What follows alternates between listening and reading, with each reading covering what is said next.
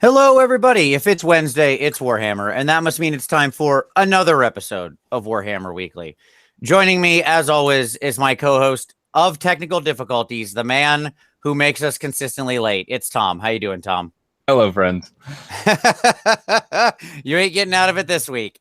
I know. But who cares about Tom? Because also joining us this week, a man I am thrilled to finally have on the show, that I am honored to have on the show. Truly one of the greatest miniature painters in the world. One of my personal idols. Used to be the house painter for P3. Founder of Contrast Miniatures. Amazing pieces. A long list of awards that I can't even list. But at any rate, we're thrilled to have him. It's Matt DiPietro. How you doing, sir? Doing great. That's probably the best intro I've ever had. Well, I mean every bit of it, sir. Your list of accomplishments is long, and we are thrilled to have you here, buddy. So it really is great. Matt is going to share some work with us, some general painting philosophy, and most importantly, Matt, you sort of have a philosophy that is something that I have adhered to. I have glommed onto unashamedly. I have borrowed it from you to try to share it with as many people as I can, which is the paint bravely, maxim, right? And I think it is something to live by. It is something that I think you put out there, that you have, talked about changing your own painting. I know it's changed mine, and so I know we're going to talk about that a lot tonight too. So that's great.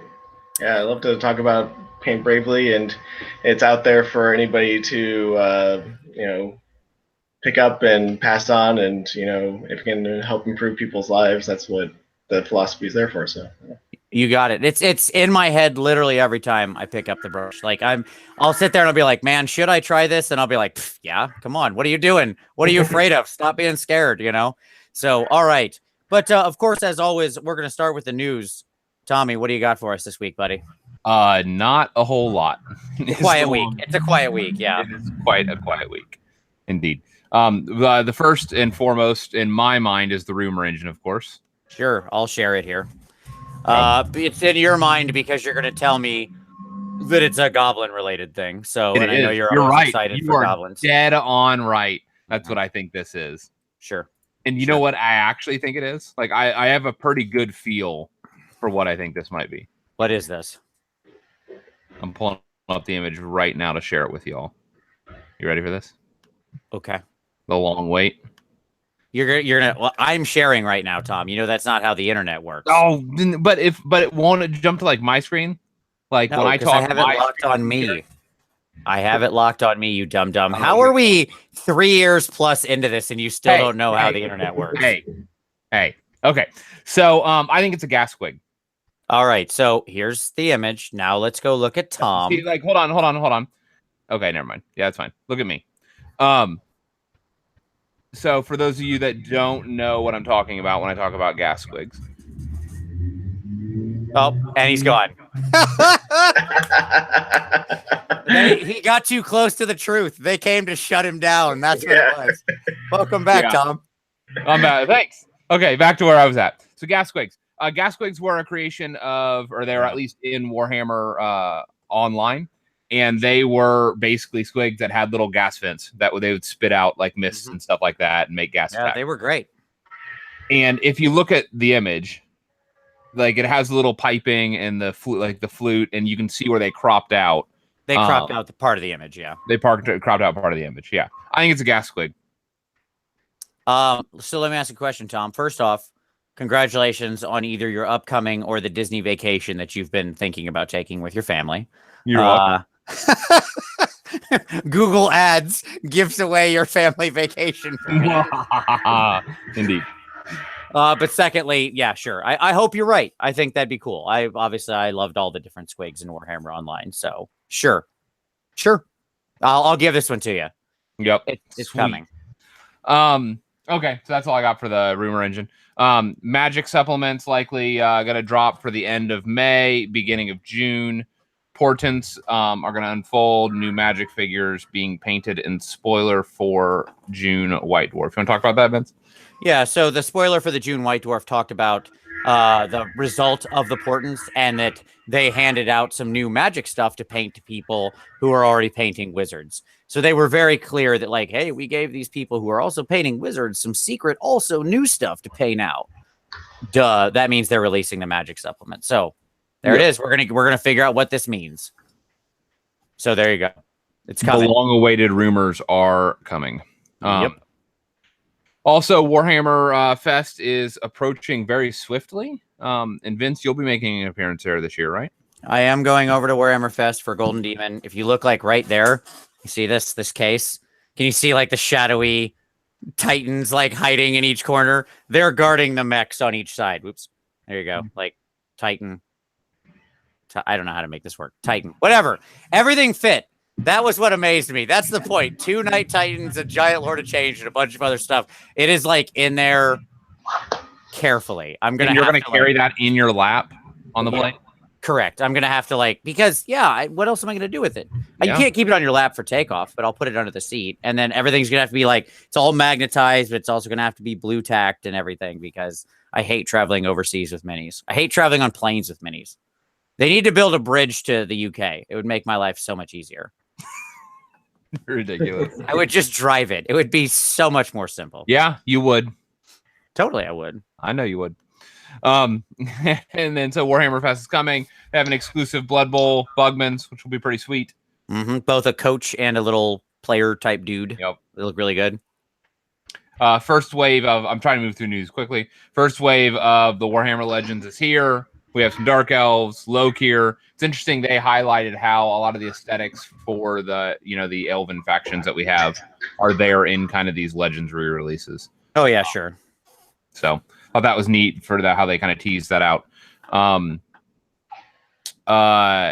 The Malign Portent story that dropped this last week was super interesting. Yeah. For those of you that haven't seen it, it was like a Stormcast oriented one. Go read it if you haven't. I don't want to. We shouldn't spoil anything about it. It is by Sigmar's will. I am reforged. That's all I'm going to say. Yeah. Read the story. It is worth it. It's pretty dark. Super dark. It also hints at the new upcoming Magic Stormcast. So there you go. Yeah. And potentially new undead as well. Yep. Absolutely. So a lot of good stuff there. Yep. It is probably one of my favorites, if not my favorite.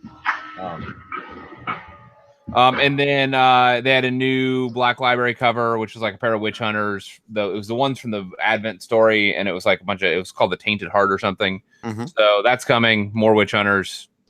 Yeah. Okay. No, it looks really cool. It's a neat story. The two of them are a couple. Like they're a couple and they're the witch hunters together, which I thought it's a neat turn. It's a cool twist.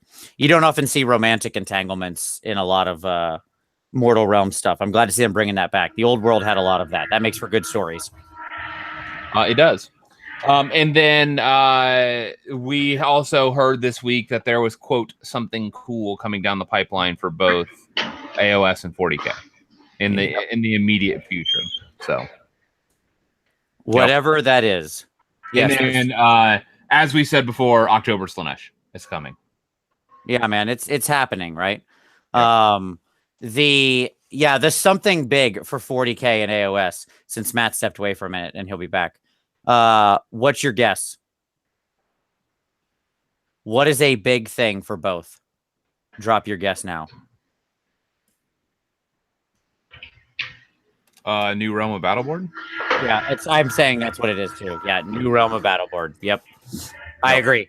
Or a big terrain type of thing. Right? Yeah. Yes. Yeah, and I was trying to think about a terrain that would mix the Dreadhold or something. And I don't think if they were going to do something big like that, I think they would go with Sigmar, right? Oriented ruins. I don't think that they would go with another Dreadhold. So I'm guessing a Realm of Battleboard. The only other option is a demon related thing like Slanesh being so much earlier, but I doubt that. But that would be. I can't imagine Slanesh dropping so soon. I can't either, but hey, who knows? We also didn't think that the whole Marathi thing. Well, we knew that was going to get spoiled, but yeah, who knows? Who knows? All right, it is quick one. Small. It's a week of tiny news stories, but they're all interesting. There you go. All right. So, with that being said and out of the way, let's get to some pick of the week. So, Matt, buddy, what would we like to share with people? I think I know what you want to share, and I can certainly link it out to people. But what do you got? Well, I just wanted to share with people who might not know about the Patreon that I'm a part of. It's me and Aaron Lovejoy and Elizabeth Beckley, three of the best miniature painters in America. We've kind of teamed up, and we have a Patreon called Miniature Monthly. And I've been making videos for them for almost a year now as kind of their $10 level. But you also get all of Aaron's and Elizabeth's videos. So you get three different perspectives on miniature painting, and from three different teachers. We're all very experienced, and it's kind of like a bit of a unique Patreon. You're not just getting one person and their views, you're getting a lot of different perspectives, and you might like the painting style or the teaching style of one of us over the others, and it's kind of a unique sort of Patreon. So I just wanted to talk a bit about that. Yeah, 100%. Like, let me say this for all of you out there. I've had a lot of questions come in on the channel of, Patreons, or I see this question pop up a lot on Facebook of like, what Patreons would you recommend, or what sort of, video tutorials, that kind of thing. I see this question come up all the time. And let me tell you, folks, like, really, you could not do better than Miniature Monthly. Like, these are three of the best people working in the business today. And the different perspective things is well taken, because I think you and Elizabeth and Aaron are honestly like approach it very differently. And so I think no matter what style you're in, you can find both something that matches what you're doing or want to accomplish, but also learn other ways to try things and maybe experiment and find some other way to work.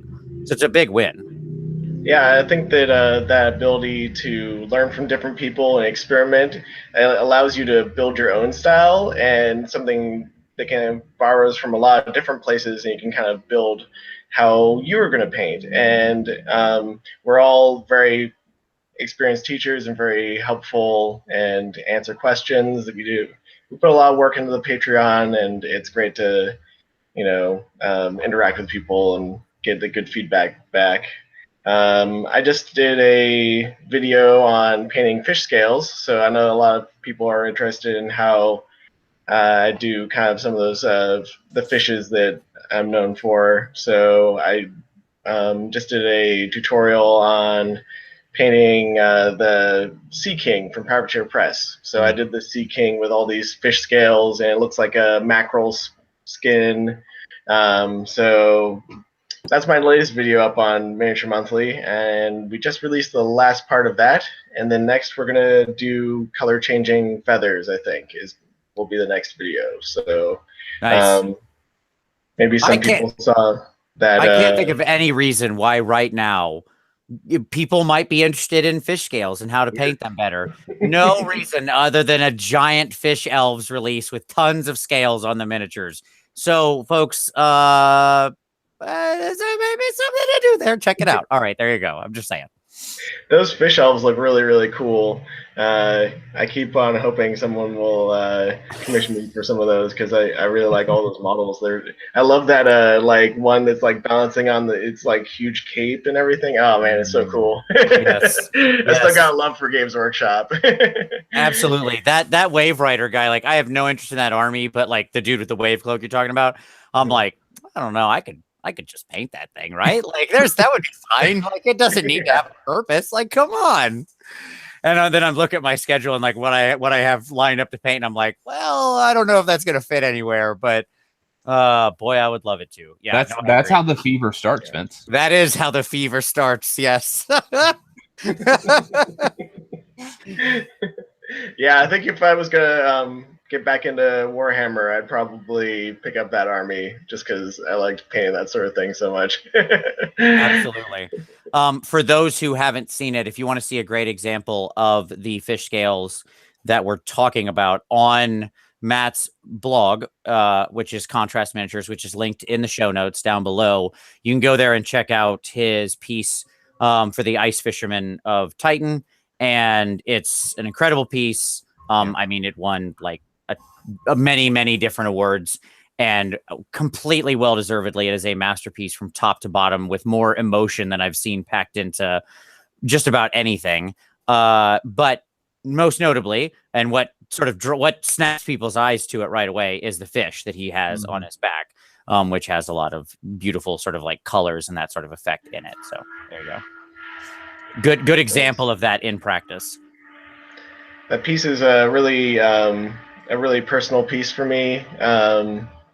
It's dedicated to my father, who was the person who got me into models and miniatures in the first place, building tanks and cars and that sort of thing. When I was a kid, and he also worked for NASA, so I got into space and space exploration. And that model is about how when we explore in space, we're gonna have to learn to survive again. And it's hopeful, but you can see how battered and tough this person's life is. But he's looking up to the stars in the piece. So I hope people go and check that one out, because it is one of my favorite pieces that I've made so far. So I like to share it with everybody.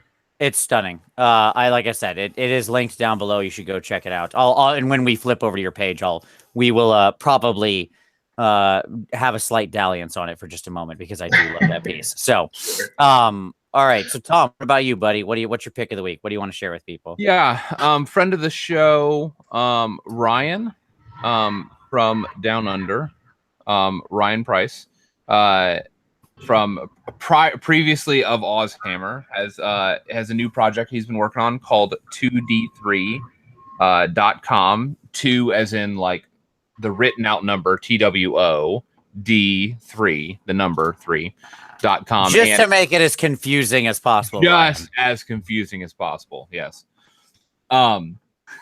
Indeed. And it is basically what he's doing is he's creating a space that he is aiming to gather content created material for Warhammer and collate it in a single source.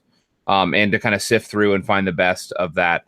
He's down in Australia, and he's in that scene and just recognizes there's a lot of content internationally that's available that a lot of folks don't know about. And so he wants to kind of bring that to his community, and he wants to be a resource for everybody everywhere. So that will be updated, and more progress will be happening on that, including like I think they're going to be collating like rankings and trying to be doing some big stuff with it. So I'm super excited to see Ryan's current project in motion. So nice. You got it. Dig it. So for me, my pick of the week for everybody is going to be for our buddy 2+ Tough, who has broken up and done a couple really good episodes recently on like the lore of the Deepkin. And so like he just did one on the Ether Sea, he did one on the Ishrain, or whatever you call them, Ishran, the leadership. So if you're interested in learning about the Deepkin lore but don't like reading, I've mentioned this in a previous week, this is how I get all my lore. I don't read anything. I just go watch people's videos who talk about this stuff. Well, I don't watch. I listen to it while I'm painting. And it is perfect background for painting. Let me just say that, because you can just be like listening to lore, absorb it all in, and then you learn stuff about the world that your figures are in. And hey, you didn't have to do any extra work. Isn't that nice? So there you go. All that hard work of reading just cut right out of the equation. So I'll link his most recent video down there, but he's been doing a whole series on it. He did the Akellans, the Ishrans, the Ether Sea. So he's kind of broken it all up, and you can pick the ones you find interesting. So there you go. All right. So all of that will be linked down below. So let's talk about some hobby time, gentlemen. So Matt, what have you been working on, sir? Well, I just am wrapping up, putting the final touches on this historical fiction diorama. It's Sherlock Holmes and Watson. It's a 75 millimeter figures from scale 75. And it's the two figures, and they come with all these furnishings for an apartment, and then I've created the interior all by scratch and by hand. And so it's supposed to be like in the morning, and they've come to investigate this murder. So there's I actually have it here. Maybe you guys can kind of take a look at it. Let's see. Oh yeah, man. Yes. Oh, that is looking sweet. Oh, Thanks. Yeah, and I just really did a lot of things that were totally new for me, like hand painted Victorian wallpaper. Did a lot of these. If you look, let's see. Yeah, you can see the victim there on the ground, and there's a carpet that I created. So the whole interior is created by scratch, and there's this little window in the back to let light through the window on the inside, and a little painted backdrop. Nice. And so I just was really kind of thinking on my feet with this one, trying out some new things, some new theories, and it all just kind of worked out. So I'm really excited about it. And so I'm going to be taking this piece to Philadelphia this weekend for the Model Figure Collectors Association show in Philly. And so I'm going to be handing that off to collectors. I don't get to hold on to that one and enjoy it for too long, but I'm really, really stoked for that because it kind of opens up some new genres that I haven't really got to play around with that much. And I'd never done an interior before, and it's really turned out nicely. And yeah, a lot of experiments, and it ended up working. So I'm really happy with that one. Nice. Yeah. Nice. I am only. Oh, it looks like we lost Vince we there. lost Vince. Look at that. Amazing. No, what struck me about your piece, though, is that it seems like it's a fantastic opportunity to draw people in to the piece, given the mystery, like given the opportunity to actually create a mystery out of the position and the accoutrement and stuff like that. So it's a really neat idea, even as a potentially like down the road as like a competition piece. Obviously, you said you're not going to get to hold on to this one. But just to get people to linger longer by inviting them into the story that's there. Yeah, it's fantastic.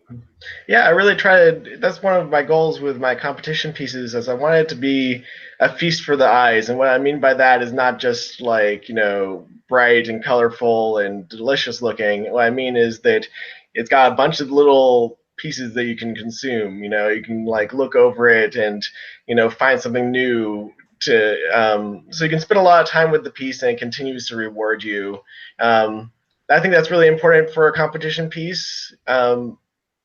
Maybe even more important though is like the overall look, because you have to get people to stop and look at it. Once you get them to stop, then you can try to hold them for as long as possible. So your piece has to look impressive from far away and draw the person in, which is like really has to do with not only the physical composition, like the proportions, but also like the color composition, all those things.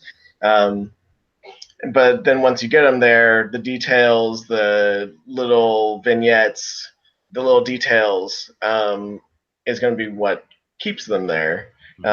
So there's this mystery here, and if people know Sherlock Holmes, they might be able to try to. I've definitely left a lot of little clues that people can find, and maybe they can come up with a theory about what's going on, or maybe I'll write a little short story or something to go with it, because I kind of have some ideas about the mystery. But I think I really listened to a lot of Sherlock Holmes, like when I was working at Privateer Press. So it was kind of this great project that landed in my lap, and it was great to tell my client, it's like, oh yeah, I know Sherlock Holmes. It's the most efficient way to spend your credits on Audible, because like one credit on Audible will get you 250 hours of Sherlock Holmes, and it's all really, really good. So I was a big fan after I listened to all that, because Sherlock Holmes, like, it's great.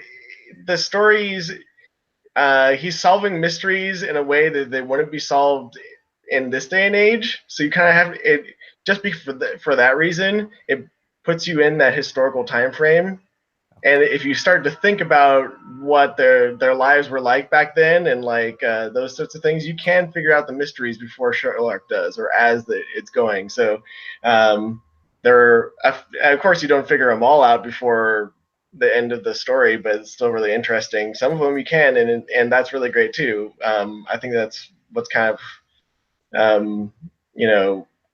is lacking a lot of times in mysteries, where you can never really figure it out. It's sure. It Doesn't. It has to bring you along. Yeah, it has to bring you along, right? And actually, like, invite you in so you're solving it with him.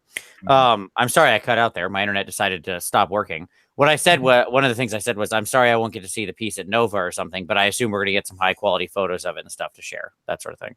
Yeah, I gotta take those tonight because there's just like a few little details on Watson's cane that I gotta do and some touch ups, and then I'm gonna take videos and photos and all that, but it'll still be a couple weeks. So this is the first time anybody's seen it. So awesome. Well, I'm honored, man. That's great. Thank you. Super freaking cool. So now let's talk about what Tom and I are working on that is in no way as impressive. So Tom, what are you working on, buddy? Nothing. Like, in comparison, nothing. I'm still recovering from my crushing hobby defeat at Akon.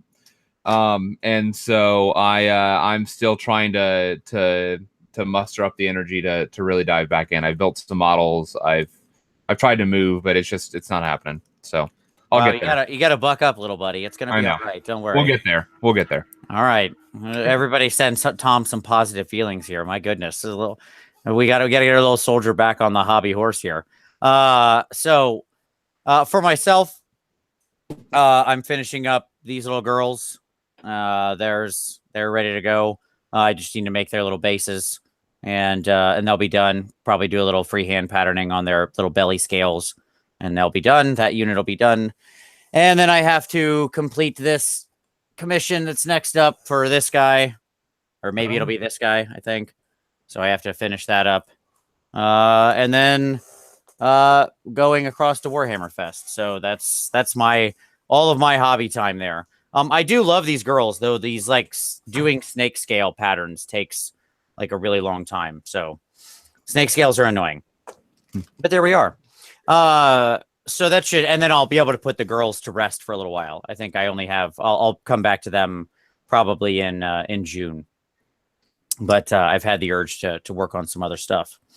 I can only stick with painting the same army for so long before I just like hit a wall and you got to do something else. So I was actually kind of happy that random Stormcast showed up on my table. So I was like, all right, well, so be it.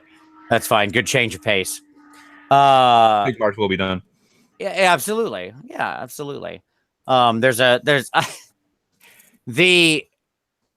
It's funny too, because the one of the sort of downsides of doing that is that I'm not choosing anything about the scheme. Like, the scheme was predetermined, right? And so it was the one that's like it's the like dark gray scheme, like gray and gold or whatever, whichever one that is. You know what I'm talking about? Like the the Anvil's Heldenhammer. There you go. Yeah. Like, no offense, like black. It's not really gray. It's black armor. Yeah, sure. But like, whomever, like, no offense to the person who chose it, it's perfectly fine. Everybody has their things they love, but I was like, oh man, but like, that's okay. We've turned it into a challenge. Restriction breeds creativity. We're gonna try some fun stuff. Are you doing it as like a true metal? Well, I have plans. Whatever. You'll see. Sure. Yeah, you'll see. Yeah. So I'm gonna try to do so. Like, you have to do something that you find interesting, you know. So the recipient will benefit from my experimentation with this. I hope. Assuming I don't screw it all up. That'll be, well, we'll see what happens. There you go. All right. So as usual, we'd love to know what you're working on. Drop that in the comments, because as always, we hope that this is not just something you're watching, but something that is also you have on in the background while you're doing your own hobby and painting. So, but let's turn to speaking of getting your hobby on, let's turn to some hobby inspiration. So we've got Matt here. And Matt, I wanted to start by just kind of talking about Paint Bravely. You know, we mentioned it up top, but sort of as a philosophy, I was hoping you could talk about sort of what led you to it, you know, that sort of the hashtag and what the idea is, and how you translate it into your work, right? And how you think others should translate it into theirs. Well, Paint Bravely is just like, that's kind of my positive affirmation and like why I try to live by when I'm painting. And it can have obviously a lot of different meanings, but but I just really wanted to have a positive message with my work. It was one of my goals for this last couple of years. So paint bravely means to not be afraid to try new painting techniques, new things, maybe that big project that has been, really sort of bugging you, like you want to get it started, you're really excited about it, but at the same time, there's a lot of things on that project that you've never done before that you're going to have to try for the first time, and that can create enough friction where you just never get started. Sure, you want to paint that big monster or try your first bust or whatever, right? I mean, again, a common story, right? I see people post all the time of like, I want to do this, but I'm afraid that, whatever, right? Yeah. Yeah. Or why? Because I mean, I talk to a lot of people about painting, especially over the years, and one of the things I hear over and over is people. I mean, we all do this. I do this. We compare ourselves to other people's painting, and a lot of times, we can intimidate ourselves by looking at painting that we're really, that we love, that we're fascinated with, right? So paint bravely says that these levels that you're looking at, they are achievable, but the only way to get there is to is incrementally, and to continue to kind of put yourself out there and try new things, and be willing to fail or have some setbacks while you're painting, but then through keeping on coming back and painting bravely, we can overcome those steps. And then, but also, I think for me, like it's almost taken on this other connotation where it's about being brave about our subject matter and what we're trying to communicate with the pieces. At least when I'm painting things for competitions or something that's really personal to me. And actually, all my competition pieces are personal projects, some sort of idea, or something that's a message that I want to communicate. Whenever I'm painting something that's like at my highest level, that's what I want to be doing. So that's really, in a sense, creating personal work like that kind of makes you vulnerable in a sense. So I tell myself to just be brave, and that people are going to understand you, and what you're trying to say. So that's what it's been meaning for me lately. But I think that anybody can take up this sort of philosophy, and it's going to benefit you, because we all get intimidated with our work, and we can have we're our own worst critics and everything. And so it's good to have a positive affirmation that we can use to challenge, some of the negative things that might come up when you're painting or planning your projects. So. Can I offer like a third meaning that it's that I've also sort of interpreted it to, which is that I think a lot of us who paint miniatures, whether it's just, you purely for hobby and you're doing it because it's part of a game you love, or whether you're trying to compete or create art or whatever level you see yourself participating at, I think it's easy for a lot of us to keep it under, keep it under a bushel, right? Like I know that often in my life, I've kept that segmented, right? Like we don't talk about the fact that we paint these little plastic figures or whatever, right? As though we're into some like cult like behavior or activity, something illicit. You know what I mean? Like we don't share it with like other friends or coworkers or family members or whatever, right? Like, and for me, it's been about being vocal about the hobby and the passion, because no matter what you're doing, it is an artistic pursuit for you. No matter what level you're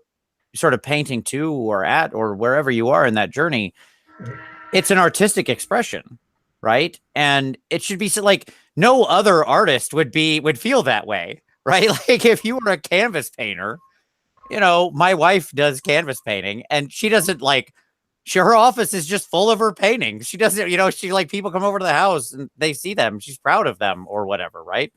So there's no reason we should feel any different, So I think even that, only by being proud of our hobby. I love that interpretation, and the phrase can be interpreted different ways by different people.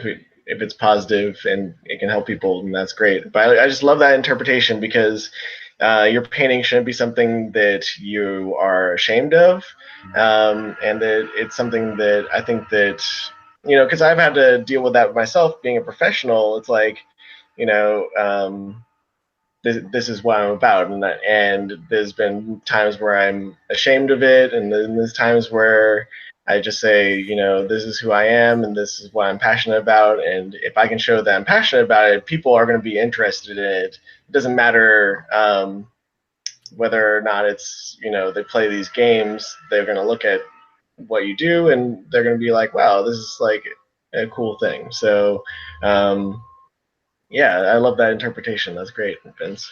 Yeah. Right on.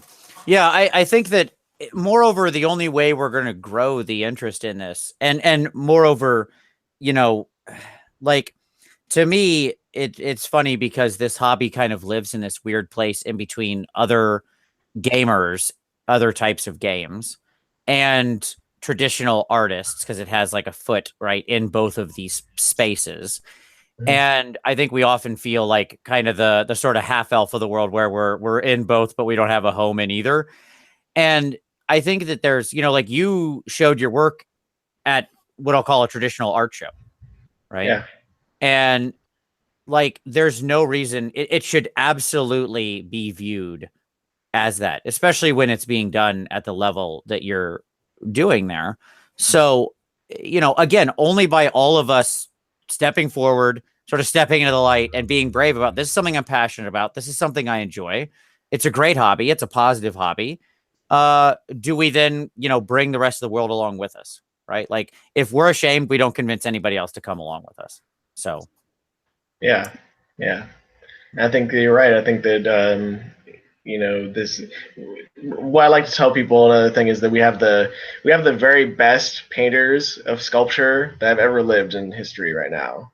And the vast majority of people are just completely unaware of it, and I think that when they become aware of it, they are interested in it. I've seen it happen. You know, people who don't know anything about miniatures, they think it's really cool, and they get excited when I show them my work. And I think that's great if you can encourage people to also show their work. I mean, not only that. I mean, not only just show that, not necessarily showing it to the general public. You shouldn't be ashamed of that. But a lot of times people are just like too intimidated to share their work with their peers that are out, even into the game. So right. Paint Bravely can encourage you to not only, you know, paint bravely when you're painting, but also to share your work with people and not be ashamed of it wherever you're at. You know, like,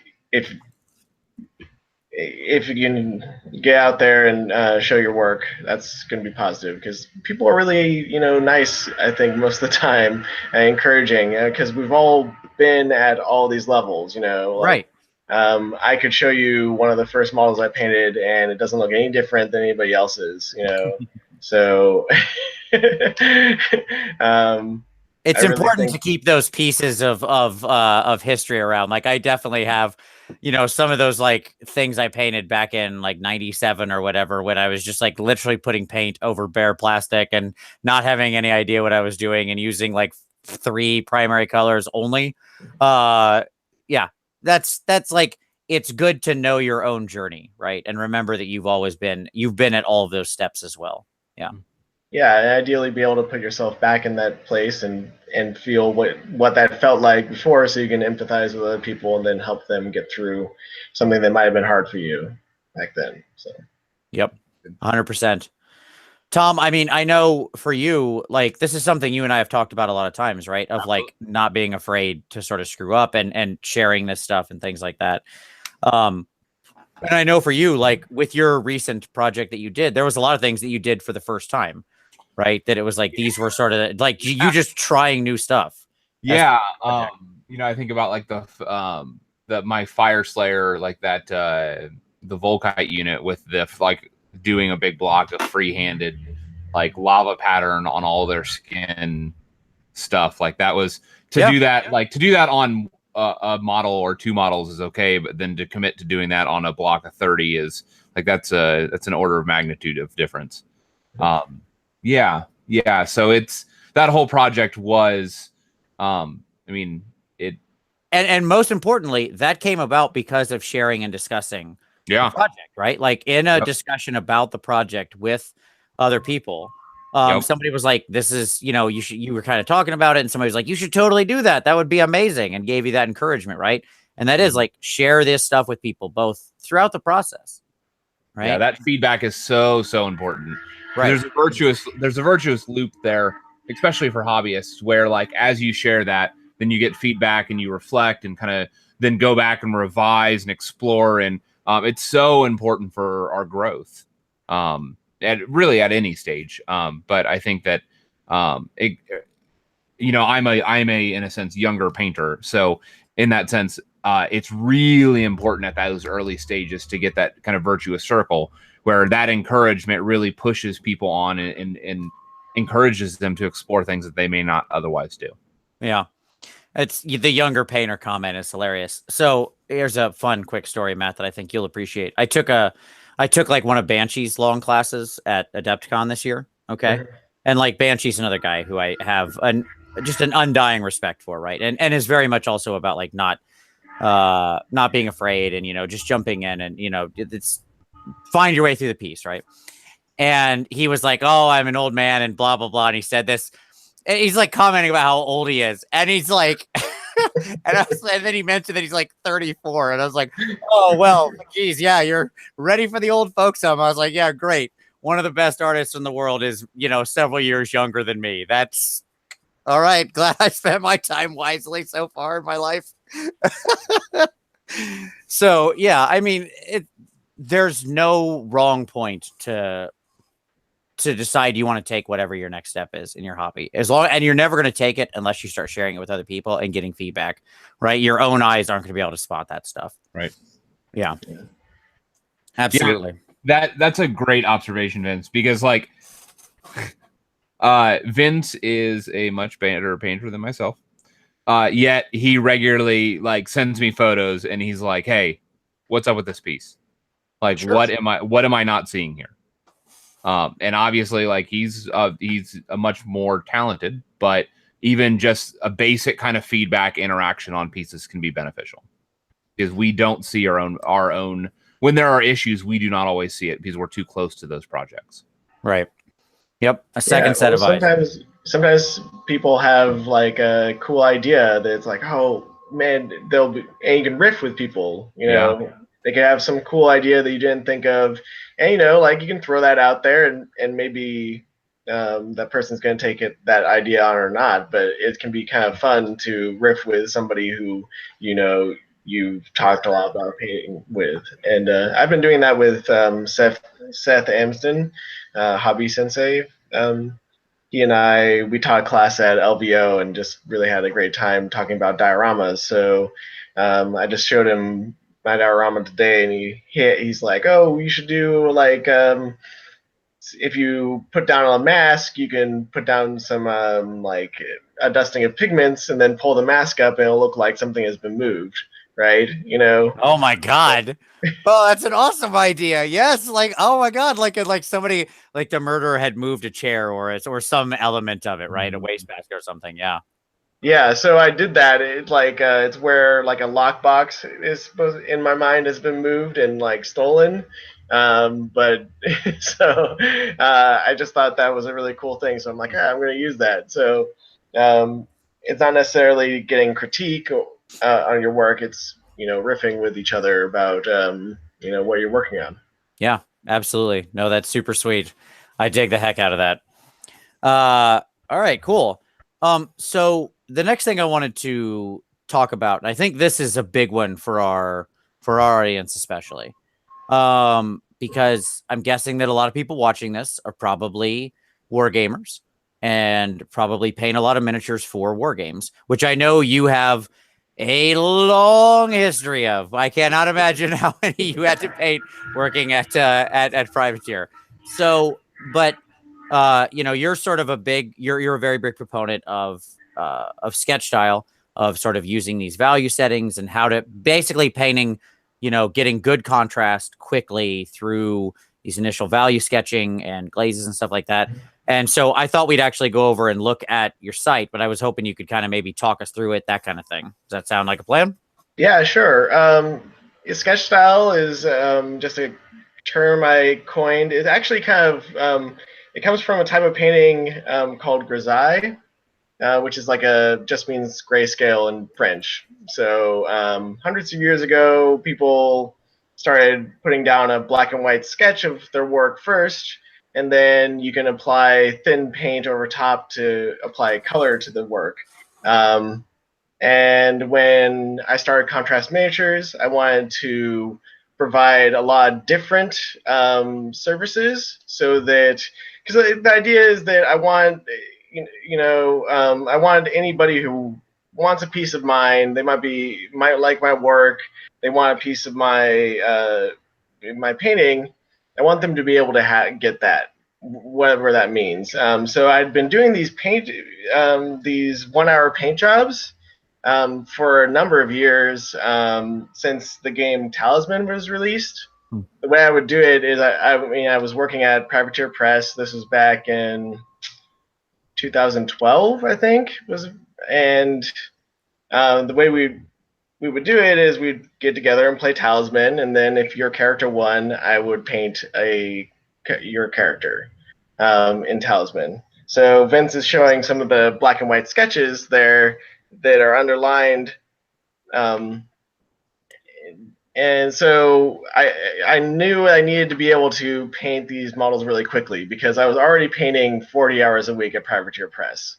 So if you add on, if each of these models, if I were painting like a studio level, that could be like 6 to 8 hours of painting.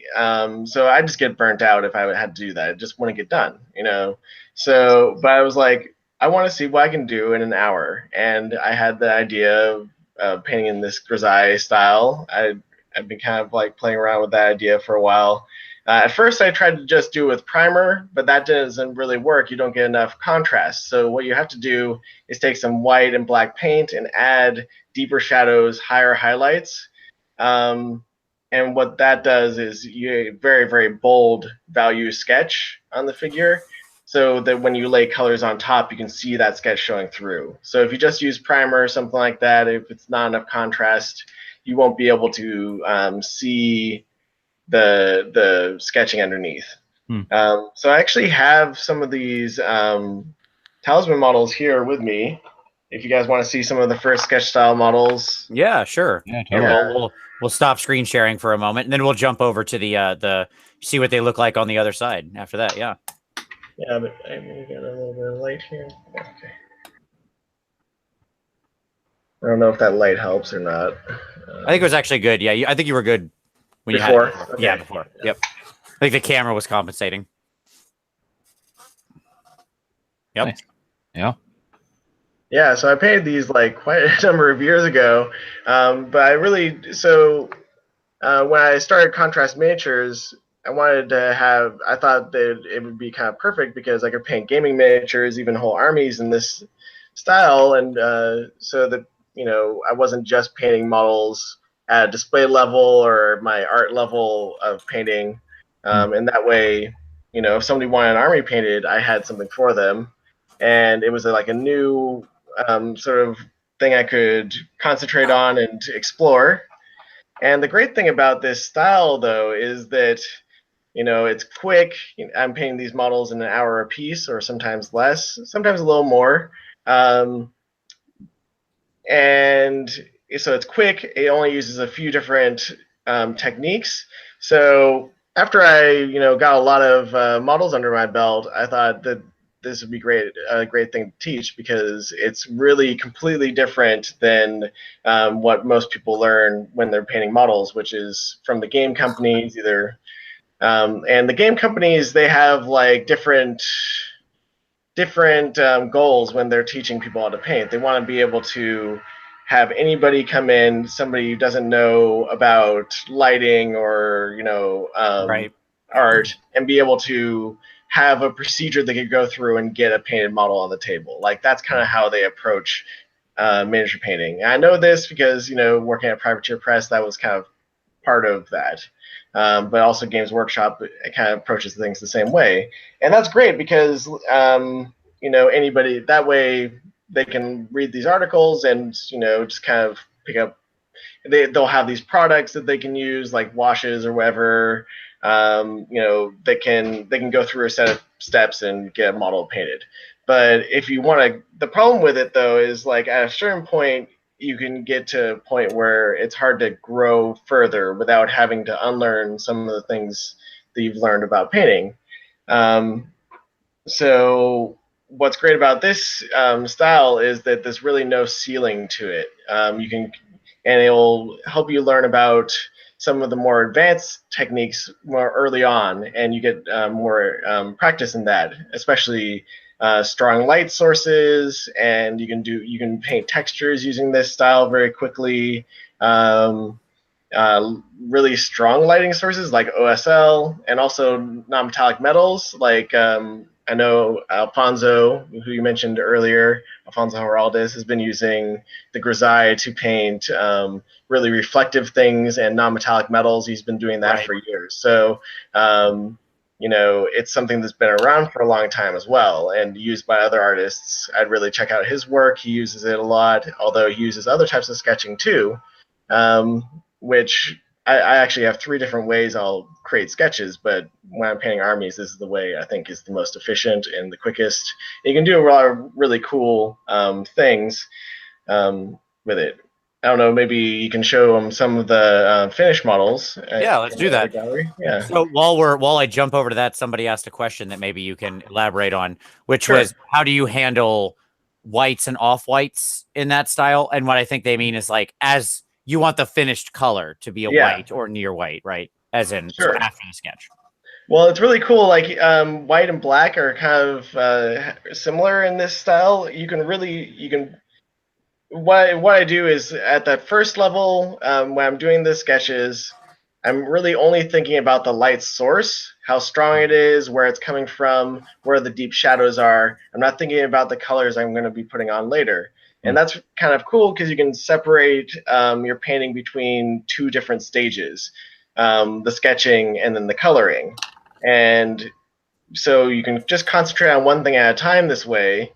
And also, it means that you don't have to know what the piece is going to look like at the end before you start painting. You could get your whole army together and like, I don't know what color scheme to do. I can't decide. I'm just going to paint some sketches, and they'll be ready to finish very quickly once you do decide what you're going to do for the colors.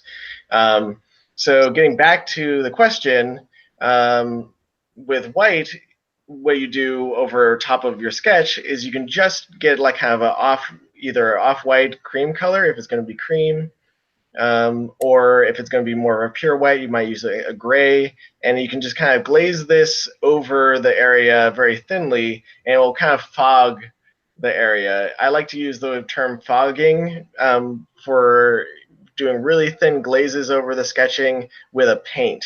So you thin your paint down really thin. So really, really super thin gray or really super thin cream. When you glaze that over the sketch, it will kind of fog the really deep shadows, and they'll look like that sort of gray.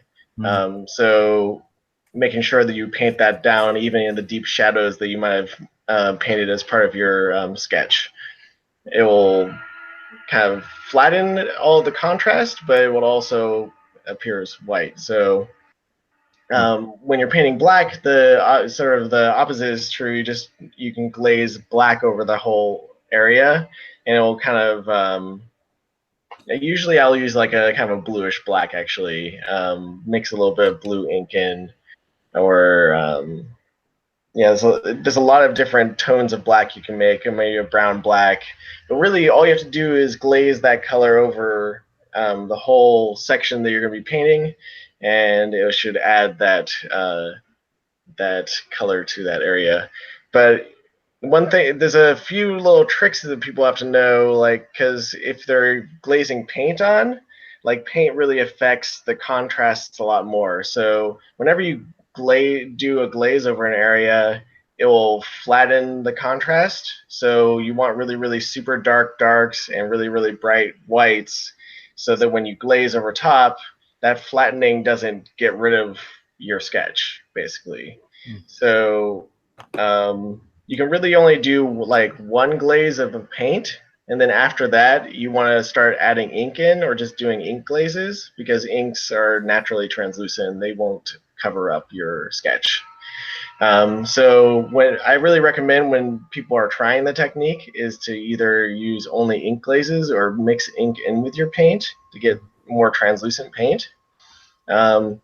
And also, since you can see some of that white and black showing through the layers, sometimes it looks desaturated, which means that your colors don't look as vibrant.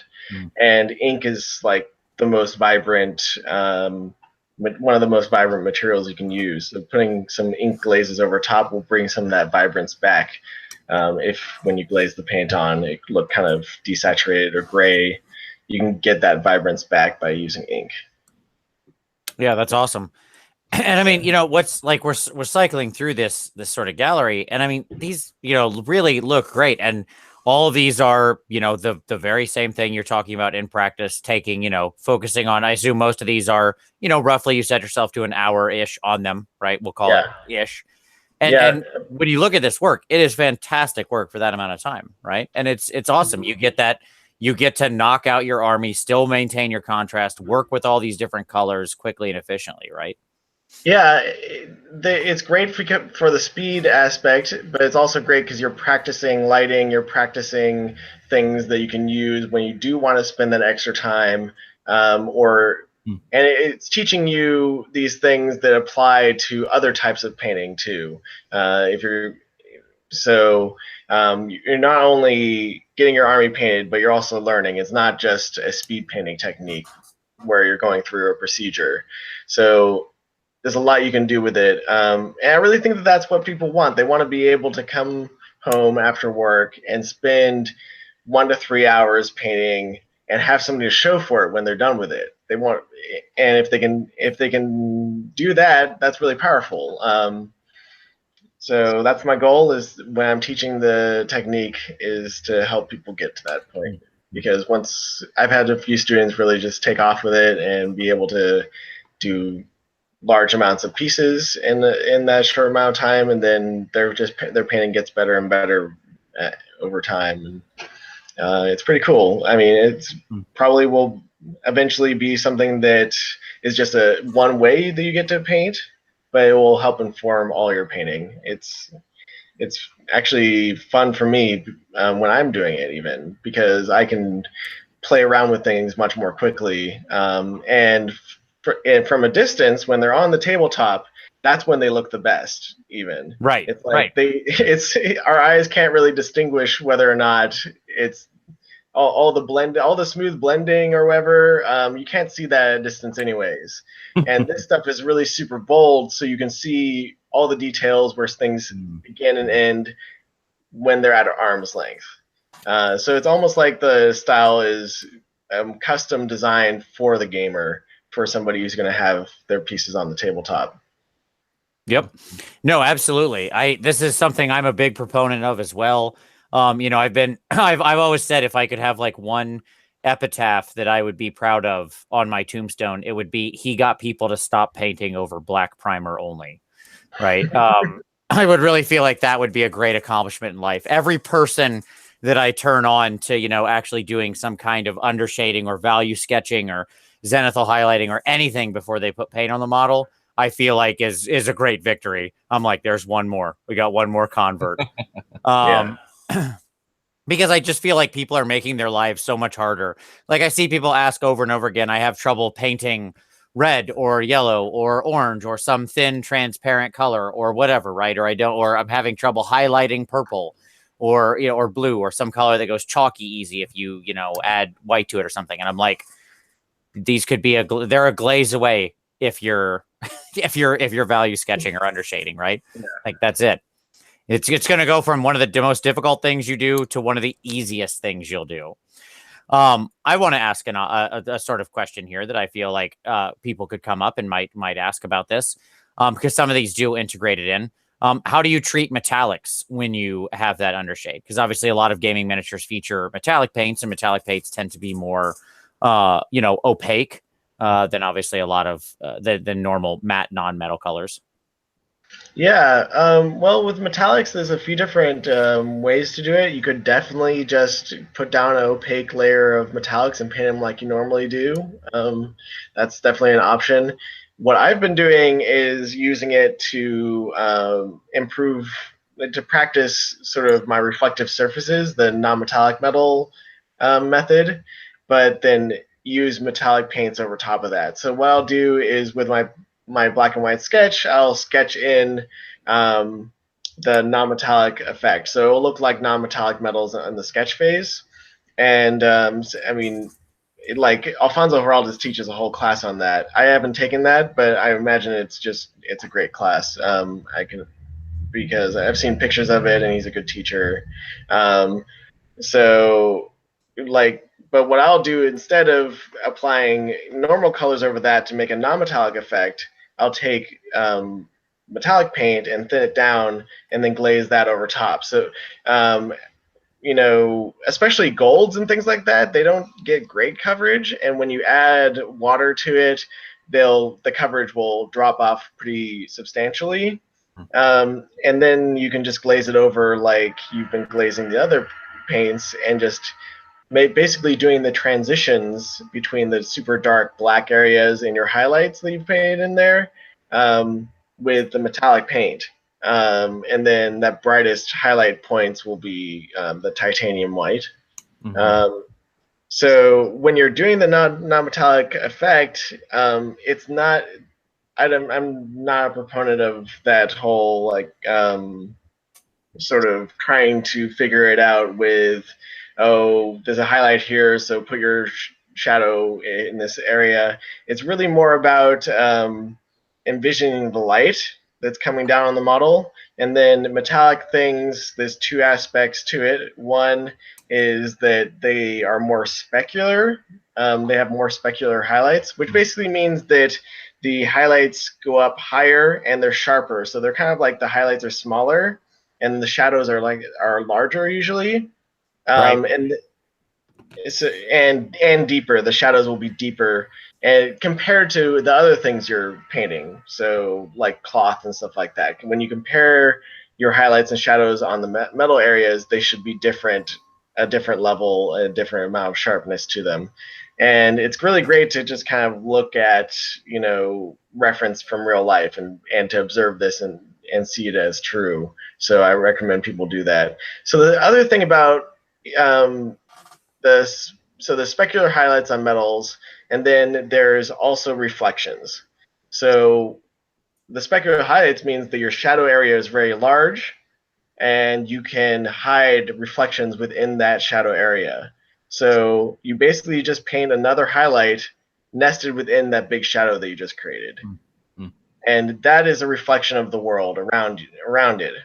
And the highlight areas, the reflections would be lost because they're overpowered by that bright sunlight or whatever. But because something's reflective, when there isn't a super bright source of light, there'll be a little reflection down there. So that reflected light should be like a third to a quarter of the power of your normal highlight. And so it's kind of great when you give it a shot and paint bravely, give this a shot. Just going in there to your shadows and putting another highlight in will create the illusion that you're going for. And then I'll just like I was saying, use the metallic paint instead of normal paints, and you can get a sort of a crossover effect or a amalgamation. Like a combination of the two. Yeah, a combination here. Yeah. Because I think that these are such great examples of the style in practice and something that people really appreciate. Like these are 5 very different colored Space Marines, right? Mm-hmm. Something I'm sure our audience is familiar with. And and look at how, and like, again, you're achieving this quick, effective, and like the contrast is so wonderful in these guys, right? Like, I'm really glad you stopped on those guys, Vince, because it gives me a chance to plug my my friend's show. These models I painted for a friend of mine, Adam Lyons, for his show Knights at the Gaming Table. And if people want to look that up, it's the knights as in like, knights in shining armor at the gaming table. So it's a bit of a double entendre. And those models, you can actually go and see me painting them because I did little tutorials on each of those. So Nice. you can see how I use the sketch style to paint the different factions. And the person who had the question about the white armor can actually go and find that tutorial and see how the white armor was painted for the white scars. Maybe seeing it done will give him the confidence to try it himself. There you go. Yeah, it's fantastic. I will hunt that up and I will link that down below as well. Awesome. Fantastic. Yeah, so much good stuff. I mean, obviously we could click through here for quite a while, but I mean, really, this is just something that I think people should explore more. It is a very different take on painting. I think exactly as you said at the beginning, than sort of I don't want to call it the pre-established doctrine, but probably the way you learned, right? Yeah. And there's nothing wrong with that. It's not as though there's like one. This, I think, is one of the first ways where I hope people learn and experiment and realize that there isn't the truth, the light, and the way to how to paint, right? But that they can experiment and find different ways to paint and see what they like, right? And what's going to give them the effect that they want in the time they want and make them happy. So yeah, that's really great. And yeah, I didn't come up with this method to say, hey, this is the way you should paint and it's better than the gaming way of painting. It's like, no, I'm saying this like, I grew up, with Games Workshop. That's how I learned how to paint, and it was valuable to me getting to where I'm at. But this is just a different way you can try. And if you learned both, you're going to have some other way, some third way. They'll be all yours, So exactly. I'm really looking forward to seeing where people take this and what they do with it. Yeah, it's exciting. Super cool. I dig it, man. I dig the heck out of it. So yes, if anybody, like, you can go check out this whole gallery. Like I said, all these links are down there in the show notes, so go take a look. And you have all those models you were clicking through are from my 2017 gallery, and there's a 2016 gallery as well. So there's like there's hundreds and hundreds of models up there, so go on up there and check it out. And yeah. And you've got some nice explanations and walkthrough, so people don't have to feel like if they didn't catch it here, you do have some more explanation on the site as well. So if people don't remember something, and that model, the barbarian, he's the model I painted for my miniature monthly tutorial.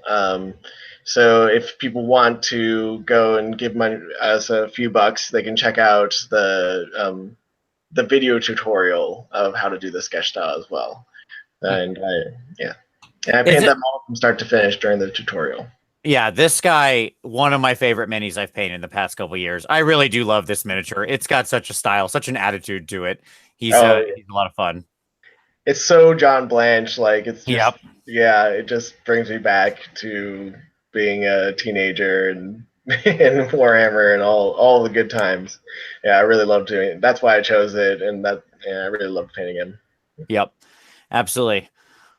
All right. So next up, some of the other things I want to talk about. I just kind of wanted to talk about a piece you had recently that I thought was super amazing. And honestly, I just wanted to share it with the audience. I think a lot of people, if you were at Adepticon, you probably saw it. It's an amazing piece. And I thought we'd share it with the audience. I'd love to have you kind of talk about it because it's what we've been talking about, sketch style, is a way to really get some nice pieces on the table that's going to preserve contrast. It can be a different style to explore, and it can be fast.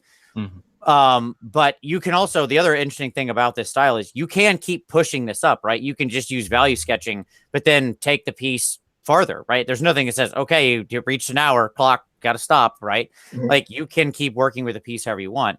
And so there might be those who want to talk about going to a very high level piece. So I thought we would also talk about one of your very high level pieces and kind of how you got to it, thought about it, painted it, etc. and that is this guy right here. Which was a piece I'm sure many of our audience, like if they were there, saw or maybe familiar with. But this is absolutely, this thing is a stunner. This thing is massive. The only thing that's sad about this picture is you don't understand how the size of this. It's big, yeah. It's impressive. It's got some weight to it. It's definitely the biggest thing I've ever painted, and I actually had to come up with some ways to hold it that weren't going to hurt my body. It was that heavy. Yeah, because if you're holding up something and painting it by hand for a whole day, for weeks at a time, if that thing weighs like 5 pounds, you're gonna mess up your shoulder, you're gonna mess up your back or whatever.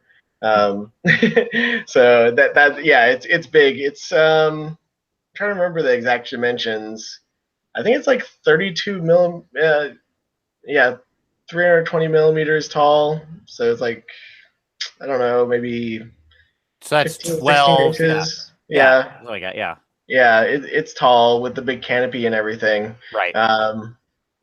And yeah, definitely the biggest piece I've ever done, and it was just a fantastic opportunity. And I did some modifications to the piece and additions as well. Probably the most stressful part was creating the eyes of the fish, because on the standard sculpt they are just normal orbs, and you would paint the eyes on, which is like totally cool. But I decided that I wanted to make real eyes and do a physical effect on the figure, which is something you don't see very often. You see those painted effects and the freehand effects, and that's great. But I wanted to do something that that people hadn't really seen before. So I took my power drill and really planned it out well, drilled in there, and made a 3-dimensional eye. And I painted it, and then I filled it with clear resin and allowed the resin to bulge out, so it looks like an actual eye. And this piece is called The Journey of Creation. And so I wanted to do, to create things and kind of imbue the piece with, myself. So the eyes are actually my own eyes.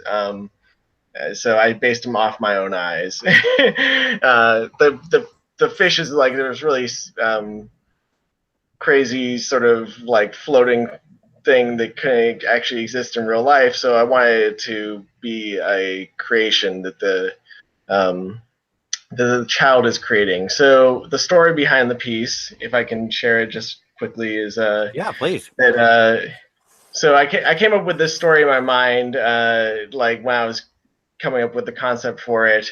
The idea is that in this other world, in this fantasy world, like every 1,000 years, a child is born with the power of heaven inside of him, which means that he can create whatever comes to his mind, he can create. But then the last time that this happened, the child was born into a time of war and strife. So that and that's where the demons of the world come from, is from his nightmares and the that he entered his mind from this traumatic time. So this time when the child is born, a warrior comes to take him to a safe place so that he can dream good dreams about the world. And while they're traveling there, he's created this.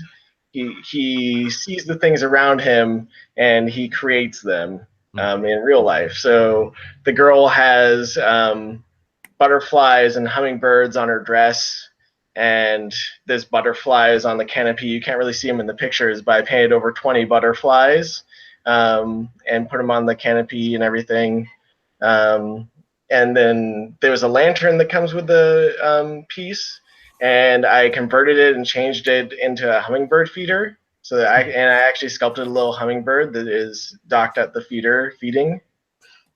This little butterfly is floating around the warrior's head, and on the warrior, he has like a dragon tattoo with scales that are reminiscent of the fish scales, and he has like fish scales on his as part of the free hands. So that you can imagine that the child is creating all these things. So there's lots of little vignettes, little stories that you could find.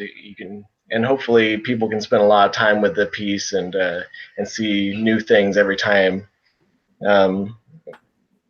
So that's the story behind it. That's awesome. It's wonderful, and like I got to see it up close there at AdeptCon. It's absolutely wonderful. I hope one of the things that comes through here, there's so many little touches here that I think you built in. You mentioned things like the little hummingbird feeder, and you talked earlier about sort of the discovery with pieces, right? Like this definitely grabs the eye, but then as I sat there and stared at it, I was always finding new little details, like the different patterns and stuff you worked into the bedrolls and the cloth and the various things that are on the back, right? I'm not sure if this one if people can really see it looking at the picture, but the lighting, right? Like you have this use of the warm lighting over the two figures up on the fish, right? Being sort of illuminated by the light filtering through the canopy. And you can see the difference. This picture is actually really nice because you can see where you did the difference in cloth types with the tarp,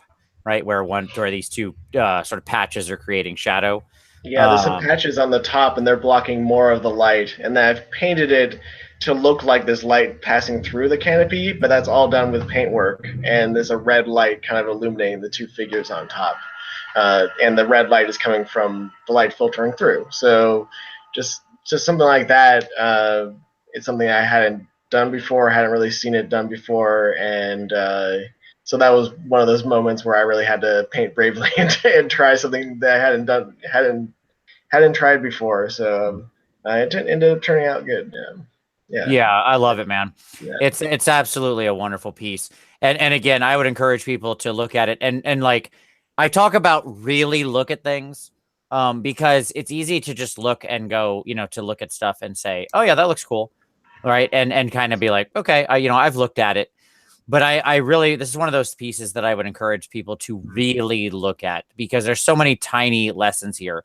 Like a very simple one is you used, if you look at the lighting on the warrior's legs, right on this cloth, you have this wonderful mix of sort of cold and warm whites where the pieces of cloth that are pointed down toward the yellow sand are like picking up some of that, that diffused yellow lighting that's reflecting up off of the desert.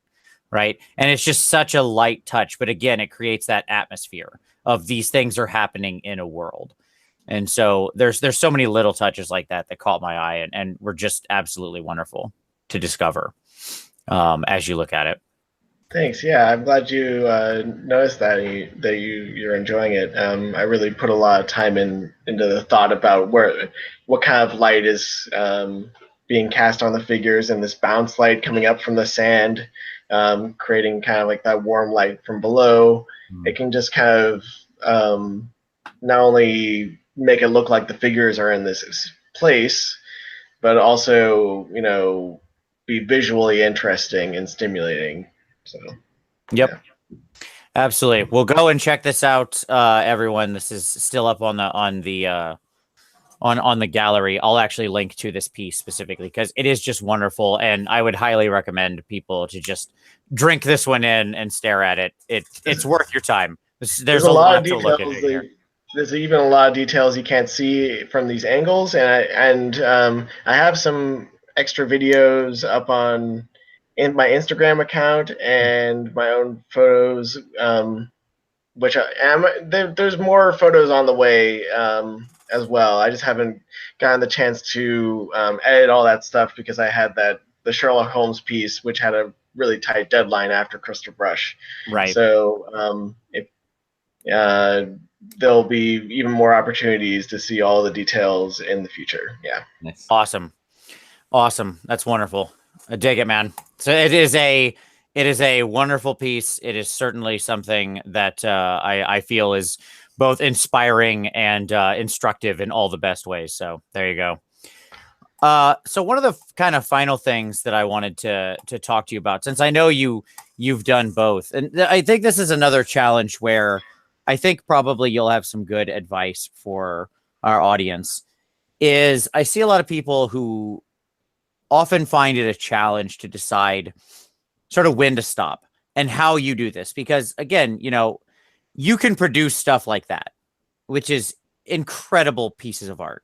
But if you painted every figure you ever touched with a brush like that, I have the distinct feeling you would lose your mind. Right. So like there is just a limit to what we can do, right? Sometimes that we need a little different experience with painting, or we have different goals. We're painting an army, or we're painting just for fun, or we're, whatever, right? So how do you mentally like set yourself and your expectations for a piece beforehand? How do you divide that and then know when you're going to stop and stuff like that, right? So how kind of, you know what I mean? How do you divide and your work when you're looking at something? I guess sometimes it's obvious if it's a commission piece for a competition, but let's assume you're going for yourself, right? So Yeah. how do you silo that out and still be happy with what you achieve? Geez, that's a good question. Yeah, like I think that, wow, like it's easier when I'm painting sort of either sketch style or my display quality style, because then I have a real idea about how long I want this to take. Right. And then I'll come up with a plan that I think will fulfill that, and then go from there. But for something that's for a competition or for myself, where there's no really, I just want to like do the best I can and see where it goes. Like it's hard to really answer when that's done. It's just more of like a feeling that you get where you have a feeling like you don't want to make something too complicated or or overwork an area. So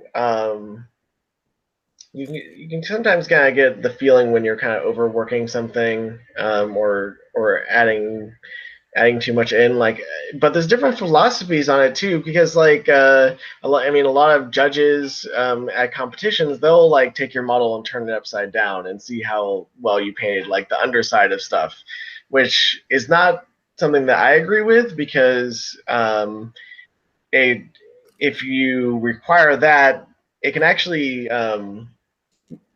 make it harder for you to be really super dramatic with your painting, because sometimes you want that underside to really be cast in a deep shadow. Like if somebody's standing out at night under like a street light, there's going to be a huge amount of just basically near black on them, right? I mean, not really, but a very strong shadow, right? Yeah, or like even in strong sunlight, there could be very dark shadows. And in fact, fine art does this all the time, but it's something that isn't really done on miniatures, probably because of the judging and that sort of thing. Is that a lot of times things like details and that sort of things, they're lost when they're in shadow to our eyes. Right. So as an artist, I mean, in 2D work, a lot of times artists will have those areas just have less information as far as like the details and things like that, and then have more and more detail as more and more light is applied to areas, and also more detail in the areas that the artist wants to feature. Right. So I've been experimenting with that in my own work, and like for example, the freehand on that on the journey of creation gets more and more complicated in the areas where I want to feature and draw the eye to, or I'll use more freehand in that areas. But you wouldn't necessarily want to have like super intricate freehand on a character's boots or something like that. Right. Sure. You're not going to get a lot from that. Sometimes though, when you're entering a competition, if you really want to win or something like that, sometimes judges will just try to find areas. Does this model have an area that's not as well painted as the other areas? And then they'll try to mark you down for that, because they don't they're not confident enough to be like, this model kind of grabs me, or whatever. So there's different philosophies about it, and you're going to have to decide what your own personal philosophy is, or what your goals are for that piece. Yeah, I don't know. Like, I think, well, honestly, if I might, I think it sounds like you've established your, like, you've become experienced enough with it that you have your shorthand, right? Like, so in your head, you say, this is a sketch style thing. So I know what that's going to look like, and I know what the time it's going to take is, right? Or this is my display quality, so I know what it is, and I know what it's going to take. When it comes to competition, I agree. It can often be hard to find the end, right? Like, the end can be kind of an amorphous thing. But I think that rule, like, you've worked and sort of figured and scaled down your techniques into knowing, like, okay, if this is my goal, these are the techniques I apply. And once you've applied them, you're satisfied, right? Like, this, I have achieved what I set out to do, hence the figure's done, right? So you don't keep pushing. Yeah, that's definitely an idea. Ideally, that it can happen, but on a figure, for a competition or like one of these high level figures, a lot of times you'll adopt a process where you can continue to add on, to it if you feel like it's necessary, or you come up with ways that you can tweak things without having to repaint. I mean, some painter, because the other option is to have a more rigid sort of methodology where you're like, okay, I do this first, and then I do this, and then I know once I've done all these steps, it's going to be at that high level where I want it to be, right? That's the other option. But if you want to be more free and sort of, allow the project to grow more organically, you can have sort of a methodology where it's like, well, I have this process will allow me to paint over a highly finished area and add more to that, Right. Or especially if you're using sketching in your painting, you can start out with, like, I paint very, very roughly. And there's lots of different methods for this. You could be wet blending colors. You could be starting out with an airbrush, or like painting solid colors on, or the black and white sketch style, black and white grisaille sketch on the figure. You start out very rough, and then work towards making it more and more smooth. Yeah, I mean, I know, like, James adding more and more to it. Yeah, James Wapple classically paints like this, right? Like, when he starts, it's just like he's got like a size 8 brush, and he's just like stabbing at the miniature, getting colors on over, like, generally some kind of undershade, and then he just refines and refines and refines, and you get to the end, you're like, my God, he's made something so sharp and gorgeous. But you look at, like, that midway point, and it just looks like paint assaulted the miniature, right? Yeah, I'm like I attack the figure. That's how I describe it. I attack the figure with my brush, and I also say it's like, I'll tell my clients, like, I've been working on it a lot, but it's at the ugly phase. So I don't want to show it to you because it's at the ugly phase, right? Because the other option is, you might have a method where, and I see this a lot, where people will be like, okay, today we're going to paint the shoulder pad, and you paint the shoulder pad from start to finish. Right. And like, now we move on to, his upper arm, and now his gauntlet, and each of those pieces could look perfect, but maybe the way they fit together, this they don't fit together correctly as far as the lighting goes, or that sort of thing. So, and by painting in that method, where you've spent a lot of time on that shoulder pad, and then you have to not only you have to repeat it again. The process has to be the same to paint the next section, and then also, if that next section, once you're done painting it, you realize it's like, oh, the lighting is like slightly off, I need to change this. It can be very hard to change it because the process doesn't allow for that. So it's just a different philosophy, a different way of working. It's not necessarily. I mean, the end result is equally, like, amazing, and it's not to detract from people who paint the sort of that with that other methodology. It's just there's maybe what your listeners should take away is that there's lots of different ways to paint, and it's just a different method. Maybe people will like it more. Different personalities tend to like different types of painting, so. Absolutely. Yeah, I mean, that would absolutely be the lesson I want people to take away all the time, right? Is to get rid of the dictum concept, right? That there is one truth and way. Like, there are so many people who do so many different methods. And people should be experimenting and painting bravely to figure out where their style, what they're more comfortable with, and synergize it together. Because once you kind of start playing around, you're gonna just start mixing and matching stuff. And like that's not like there's some kind of rules. The painting police don't show up at your house when you're doing these things in a different way. It's cool. It's gonna be fine. It's acrylic paint on a miniature. It's not peace in the Middle East, folks. Okay, you can't spoil the world. So it's all good. All right. Well, cool. I mean, I think that's kind of everything I wanted to talk about. But that is awesome, man. I appreciate everything, sharing all this with us. Any final thoughts you want to share out with everybody? No, I just wanted to say I had a great time chatting with everybody and getting to share my work with you all, and hopefully you'll take something away from that and apply, being braver with your painting and to your own work. And no, right on. I agree. Right on. Tommy, any final thoughts today? Yeah.